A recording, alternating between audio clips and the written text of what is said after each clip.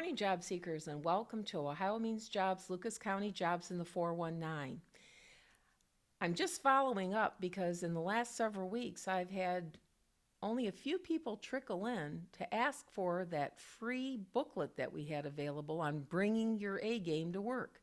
Now, I don't know how to emphasize enough to you that this is a great resource for you to be able to have in your possession. It's easy reading, and it kind of puts things in perspective if you're wanting to demonstrate how you too can bring your A game to work. I've got some booklets too. They're more or less workbooks that you can work through as well that will complement the book. So make sure you come on down. When you come to the center, just ask the receptionist for your free copy, and we'll be happy to pull one out of the resource room for you. So I just want to double check, circle back, and let you know that this is still available. Also, one of the hot tips that I have for you today, it's really kind of a small item, but it's a job application passport. And you might say to yourself, well, what's that? Well, it's about the size of a regular passport in case you have one. But if you don't, this is your passport that will help you complete paperwork for when you are within an occupation. Let's say you go for an interview and there's a job that you want to apply for, and they say, hey, this is the application, can you complete this for us? Sometimes you have to do that in person after the electronic version of the application online and then your interview. So this handy dandy little booklet goes through each section of your personal work experience, your education, any volunteerism that you might have had, and it just fits so compactly into like your pocket or your, knapsack or whatever it is that you have that you want to take along. And then you can always update it as you go. It's nice to have the information at your fingertips. So if you want to stop by the center and pick up one of these job application passports, I think you'll find it to be a user-friendly tool and something that you're going to want to tuck away for the future when you're building your resumes and things of this nature. So we would like to go through with a few hot jobs today because we have an interview that's been scheduled. But I want to bring up the hot jobs list. This is the labor exchange list that we have here at the center. It has a number of job listings. So you can go to OhioMeansJobs, You'd be able to pull this up so that you're able to look at it and identify what particular jobs are available. It will not only tell you the job, it will give you the name of the company, when the job was posted, and then when the job expires. It will also highlight for you some of the wage information as well as the location in Lucas County where the position is actually available. So there's a slew of jobs on here, and I challenge you to actually take the time to go through it and see if any of these positions meet your requirements. Today we're going to talk about a couple jobs. One is a bus driver position. This particular job is a person who is going to be driving in the community, and they're going to be working with and assisting individuals that may need extra supports. So what we're talking about is perhaps people who live in a residential setting, could be 55 plus, may have some mobility issues, but this particular person will assist with driving the residents or staff to run errands and to also help people get to their appointments. Also, they're going to need to follow safety standards and maintain the vehicles for scheduled maintenance on a regular basis, and then track and report any of the mileages that's accrued on this particular vehicle that they're driving, as well as any incidents or accidents or malfunctions that might occur. They will also coordinate schedules with their supervisor and the other staff that do assist with transportation so that they're working in a very efficient manner in the community. One of the things that is necessary for this particular job would be a high school diploma or GED, at least 1 year of relevant driving experience, and of course, a valid driver's license that's not encumbered. There also must be the ability to meet other certifications within the organization that would allow you to better perform your job in transporting residents. So there might be some state regulations that you might need to become more familiar with, and you would only be able to do that if you're going through the appropriate certifications. Also, they're looking at a minimum age of 25, and you might be thinking, well, why is that? It has to do with insurance. And this isn't the first time that I've heard of this particular requirement. So if you have more questions about that, that can wait until you get an interview. So you may want to apply at the number at the bottom of the screen. And if this is something that appeals to you, please make application for it. There are a number of benefits that are available, but I think the one that most people might be interested in is the tuition and student loan assistance. So I think if you are a person that's thinking about going back to school, wanting to work with the elderly or individuals who may have disabilities, this might be a great way to get your foot in the door of a company. So please take the time to look at this particular job. The other things that I had found available on it were that it was particularly the work days were Monday, Tuesday, Wednesday, Thursday, and Friday. And the salary expectations are from $14 to $17 an hour. So I think the other thing that most people might be also interested in knowing is that this particular company is in at least 5 different states. So if you have the flexibility of moving, this could be a position that you may want to consider, especially if you are able to relocate. So please check out the number at the bottom of the screen to make application. Another position that I've learned a little bit about here is a machine operator position. They're hiring for a second shift saw machine operator. The starting pay is $22 an hour, and there's also a 50-cent shift premium that's available for second shift. This is a full-time job. So the primary responsibilities would be operate material handling equipment such as cranes and forklifts. And of course, for a few of those, you might need to have a certification. So if you do, this would definitely be a good fit. Pull, inspect, and verify products before processing them. Set up and run machines based on setup notes and work orders. Also to ensure that there's accurate record keeping, because you want to make sure that these pieces of equipment are maintained on a regular basis and also can be identified with different ID tags. Communicate any types of order changes that might take place with sales reps in this company. Also weigh, package, and label materials so that they can be shipped correctly. And there's the possibility of training others so that they too may participate in this type of work experience. Now, there will be a need to follow safety protocols because you are working with a heavy machinery on a regular basis, and it's a hands-on role. So safety protocols are going to necessarily be followed. Now, what you might need is a high school diploma or GED, need to have the ability to lift up to 50 pounds, strong attention to detail and safety awareness, basic math skills, and the ability to read and write clearly. Also, some previous warehouse experience might be beneficial. If you had any previous saw and CNC experience, that too would be beneficial. And if you have done any work with the forklift, side loader, or crane operation, that too would be helpful.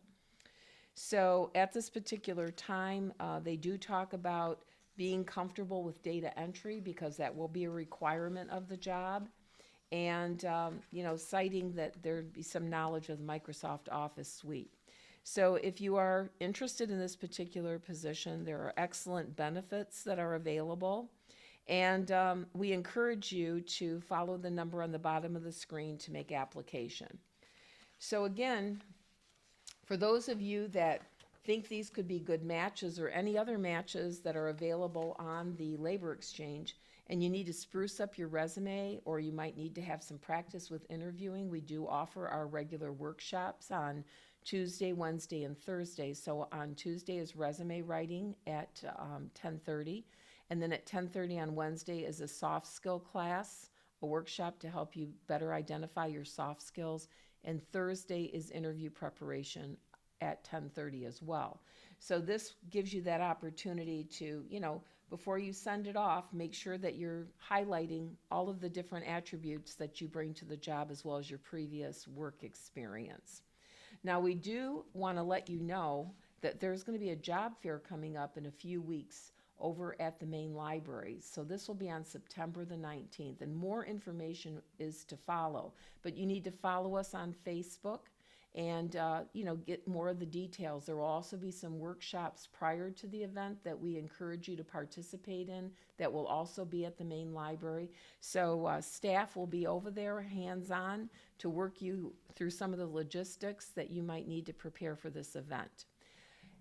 Today, we have an interview that I'm excited to bring to your viewing is Sergeant McCoy. Sergeant McCoy is with the Army, and he is going to tell us a little bit more about the expectations of being in the military, the benefits of being in the military, and in general, what life could be like after leaving the military. So I would like to introduce Sergeant Nicholas McCoy and give you an update on his experiences and more about what it would be like to be in the Army. I'm very delighted to introduce you to Sergeant Nicholas McCoy with United States Army. And today he's going to talk to us a little bit about, the enlistment process. He's going to share with us some of the military specialties that there are in the trainings for different people who decide to enlist in this branch of the service. And he's going to share with us a little bit about his experience and his 6 years of tenure with the United States Army. So welcome today to OhioMeansJobs, Lucas County Jobs in the 419. Thank you. I'm glad to be here. And we've had several encounters here at the resource room. You've been able to set up a table and talk to some of the program participants who come in. So we thought it'd be an excellent idea to kind of showcase a little bit more about that recruitment process and your experiences with the job seekers who never really walk into the resource room, right? And maybe have thought about the military as a option. Right. Okay. So I don't know, where do you want to start? I think the background and how I got here in the first place is a good starting point. So I was never a good student in high school. I was the typical teenager that didn't care as much about it as I probably should have.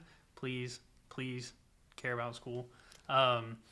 And one day during my senior year, my mom came up to me. She said, "What's your plan? Because you're not going to live here rent-free." And I was like, well, I guess I'll go to college. Mm-hmm. And then she busted it down. She said, what school are you going to go to? How are you going to pay for it? How much is the tuition? All these questions I had never thought about.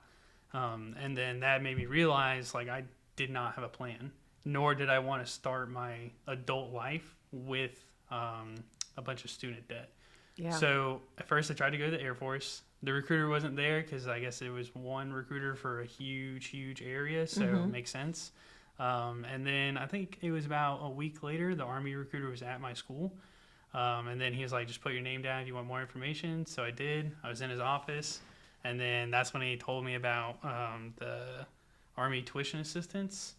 He told me about the GI Bill to pay for school after I'm done with the Army. And ultimately the pay, because the pay is also what motivates a lot of young people. And then after that, my only question for him was, when do I start? What's the process? And that's kind of like how I got here. I just didn't have a plan, but the Army kind of laid out all the benefits that I could get from them. And I thought it was just the right way for me. And then you had an opportunity to go back home and tell your mom. Yeah. So I have a plan now. Yeah, I remember I was sitting in the office, and the interview ran a little late. That's what we call it when we start the process with applicants. And it just ran late because I just kept asking him questions about the different benefits. And he went full detail. He showed me a bunch of cool videos, a lot of pictures from his deployments. And then I remember my mom called me. It was like 7 o'clock at night. And she was like, "Where are you?" I was like, "Oh, yeah, I meant to tell you. I'm at the recruiter's office right now. I think I go to MEPS in like 2 weeks." And she was like, "Oh, so that's it? You're joining the Army?" I was like, "Yeah." She's like, "All right, well, just let me know when you go." I was like, "Okay, sounds good, Mom." Wow. Yeah, it was definitely funny in that situation. But well, when you're here and you're passing out literature to interested applicants, right.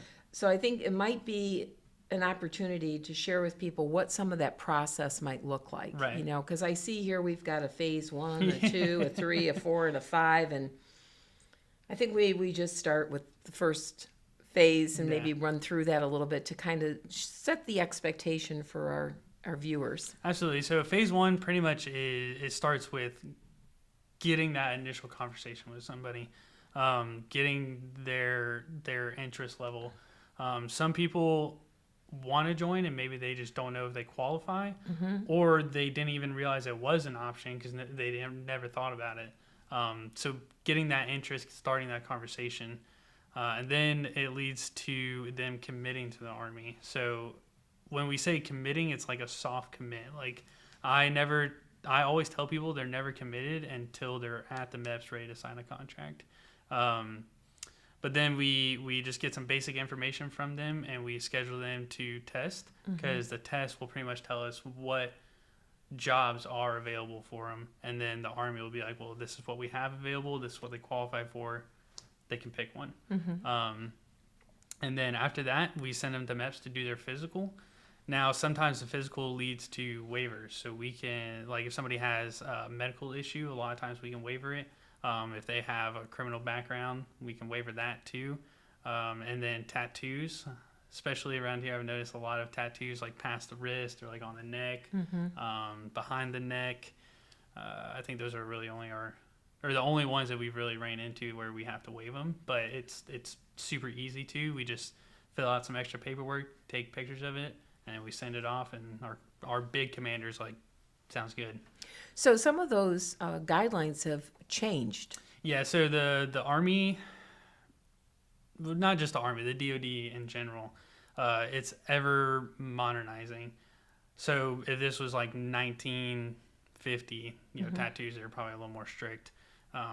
But as tattoos have grown more into the younger culture, the Army realizes that in order to maintain our population, we need to loosen up our rules about it, maybe waive some things, and just basically overall accept it, that it is part of people's lives nowadays.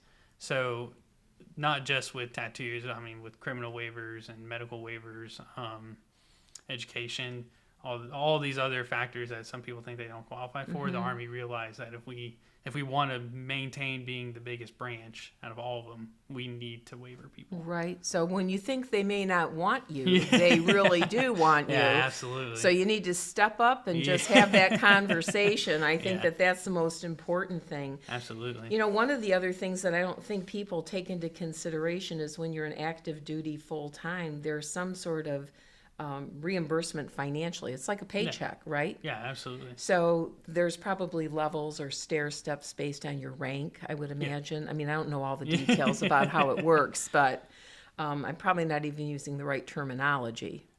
No, you are. Am I? Yeah. So like going in, basically, typically United States has or Ohio even has a minimum wage. So there's probably a minimum scale that somebody might start out at, right? Yeah, absolutely. So especially on the Go Army website, it has, I think, all the way up to E6 on there. But then there's other websites out there that have the full pay chart. So some people, and I've noticed this a lot, which it's fair because unless you have a conversation with a recruiter, you may not know. All the branches get paid the same. So a E1 infantryman in the Army makes the same as a E1 cook in the Air Force or a E1 in the Marines or so on and so forth. And then an infantry guy in the Army, an E1 infantry guy in the Army makes the same amount as a E1 mechanic in the Army. Like it's all based on pay grades when there's 3 different scales. So you have the enlisted, warrant officer, and officer. The only perk about the Army, and maybe the other branches are on this too, is that we will give service members a pay raise based on how long they've been in. So let's say a service member's been in for 3 years, they're E4.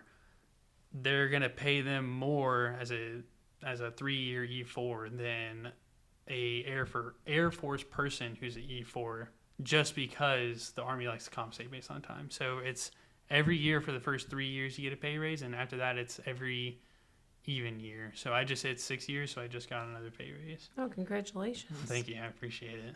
Yeah. But as far as pay goes, it's all the same across the board. Another perk about the Army is we promote fast. So Some people may think that it's a bad thing. I like money, so I think it's a great thing. E1 is just given. Everybody can come in as an E1. E2 is 6 months time in service, and then E3 is a year. But with the Army, we can promote them before they even leave for basic training. So they can do these future soldier preparatory courses and a PT test, and they'll get them to E2. And then if they recommend somebody and they join before they leave, they can make E3 before they even go to basic training. Well, I thought we had a lot of acronyms in the business I work in, right? You certainly do too.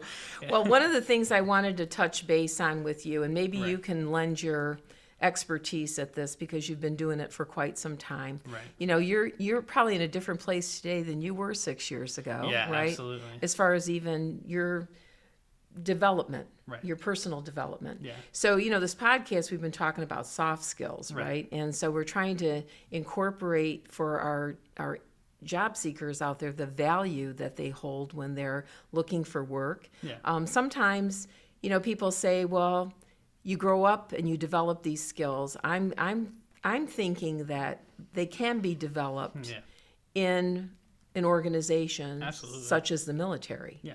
So we have a list that our partner Owens Community College put together, and they put it in a few different categories. Communication, let's say critical thinking, leadership, a positive attitude. If you were to look at the list just briefly here, could you highlight some of the things and maybe what they're related to even in your job that you've developed over time? Oh, yeah, absolutely. So a big thing that I see on here, communications and leadership, some of these kind of go hand in hand. I would argue that being a good leader means that you need to be able to communicate not only to your subordinates but also to your leadership. So like one thing is listening. A lot of times I'll tell my soldiers, like, if you have like a personal issue going on, like we can easily kick everybody out of the office and we can just talk one-on-one. This is no longer a Sergeant McCoy to Private Joey. This is now Nick to, and then whatever their name is. Because sometimes it's not about being a NCO and being a leader. Sometimes it's, I just need to be a person and I just need to talk to you like a person. So I think that one's a huge one, and they kind of go hand in hand. As far as a lot of the other ones, public speaking, I hated public speaking before I joined, but I think the more I've had to talk to higher ranking individuals, the more comfortable I've gotten with it. For us, promotion to E5 and E6, you stand in front of a board of E8s and an E9, and they just grill you. They're like, they want to know everything you know. They'll ask you situational questions, and you'll start sweating a lot. For some reason, a room that has really good AC suddenly becomes extremely hot when you're getting pressured. So public speaking is super easy. They kind of teach it in basic training too, because they'll make you start teaching your peers. So you kind of have to get used to talking to 30, 40 people at a time. Reading body language, that's one that I developed more as a recruiter and even going through the recruiting course. Beforehand, reading body language, more or less for me as a combat job, meant I need to know how this person's about to move so I don't get attacked. But now it's more, is somebody actually listening to what I'm saying, or are they just sitting here waiting for me to be quiet so they can leave? And then I'll just cut off what I'm saying in the conversation, so I'm not wasting their time. So there's quite a bit of relevance. Absolutely. That you can tie these together. So we do tell people, you know, hey, you have to be able to articulate these, whether they be on a resume or they be in an interview. And then, of course, now you're highlighting them in everyday situations. So this gives an opportunity for people to really consider the importance of them. So based on what we've learned today, how is it that you would prefer people get out, you know, reach out to you, demonstrate an interest in, you know, recruitment for this particular branch of the military? I mean, my preferred method is texting, just because for me, it's convenient. Is that what you were asking? Yeah. So, how is there a number in particular you'd like for them to text? Oh yeah, absolutely. So my work number is 419-377-4767. It's more convenient for me just because somebody can text me, and usually they don't require an immediate response. Typically with phone calls, I'm easier to reach 9 to 5, Monday through Friday, because I'm really bad at it. But after 5 o'clock when I get home, I just set my phone on my nightstand, and then I end up spending the rest of my evening in the living room. So I'm really bad after 5. And then I don't really like email just because my email's kind of wonky sometimes, and I don't always get things. But those are my two preferred ones. Okay. Or they can just come in. It doesn't necessarily just have to be me. I'm just happy for people to join and get all the benefits and set themselves up for success. And all the other recruiters at our station, and even our one on Monroe Street, are more than capable recruiters. So one of the things that we talk about here at OhioMeansJobs is priority of service. Right. And if you could share with our viewers what that actually means, because to me, it's a way of recognizing and demonstrating respect for the time that you and others have served our country. Right. So if you could just share, because there are some perks here, folks. There are some perks. So if you wouldn't mind just sharing what that is. Yeah, absolutely. So one thing, whenever I hear priority of service, I think about how when any veteran gets out, as long as they are as equally qualified as other applicants for a job, they're guaranteed that job spot because they're a veteran. It was a federal law that I think it was Congress passed. But that's not the only one out there. There's a multitude of benefits or job opportunities that the country, our government, has decided, hey, you went and served our country. You sacrificed all this time. We want to take care of you afterwards. I know it was a big thing, especially in the early 2000s when Iraq and Afghanistan were huge. And some people were coming back and maybe they weren't being taken care of. And since then, because it gained such a large popularity of veterans struggling, the government has decided this is wrong and we need to take care of these people because they took care of us. And they just launched a multitude of programs. Every branch has a transition program to help you transition from being in whatever branch of service you were in to being a civilian. A lot of times it has like a skills program where they can get certified in some kind of trade. And then that program will put them in contact with whatever area they're going to, a business in that trade. A buddy of mine actually, well, he's closer to Columbus, but he did it here for Ohio. It was working on not necessarily wind turbines, but what do you call it for cell phone towers? So like anytime they went down, he would go up there, work on them, come down. It paid a lot. I think his starting was like close to $80,000. Wow. But they put him in touch with a company, and then he got hired before he even left the Army. And all he told him was when his last day in the Army was, and they were like, all right, well, 2 weeks after that, we'll see you here. He was like, okay. Well, I think that's really important to know, and it does help the viewers understand a little bit more the value of the service. Right. So I do want to thank you for your time. Absolutely. You gave us a whole lot of detail here today and many more acronyms than, I don't know, a bowl of soup to nuts. But I appreciate everything that you do for Absolutely. us and our country. Yes, ma'am. And I feel much safer, just being with you today. So thank you for your time. Thank and you. This is Sergeant McCoy. So if you're interested in getting in touch with him, you can see the information at the bottom of the screen. Please reach out and get more information if you're interested. Thank you. Thank you. Wasn't that a great interview? I really appreciated the opportunity for Sergeant McCoy to share with us some of the day-to-day types of activities that he personally is involved with, as well as opportunities for education and training that may be available. And we have more of this information available for you in the resource room at 3737 West Sylvania Avenue. Now, you may want to check our calendar occasionally to find out when he'll be here physically on the campus, but you don't even have to wait till you can physically see him here at the shared campus. You may want to contact him at the bottom of the screen. There's a number where you can reach out to him to learn more.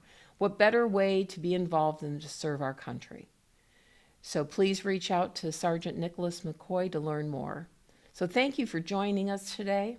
I know we've had a lot of information we've shared with you, but as always, happy job hunting and we look forward to seeing you in a few weeks. Take care and have a great day.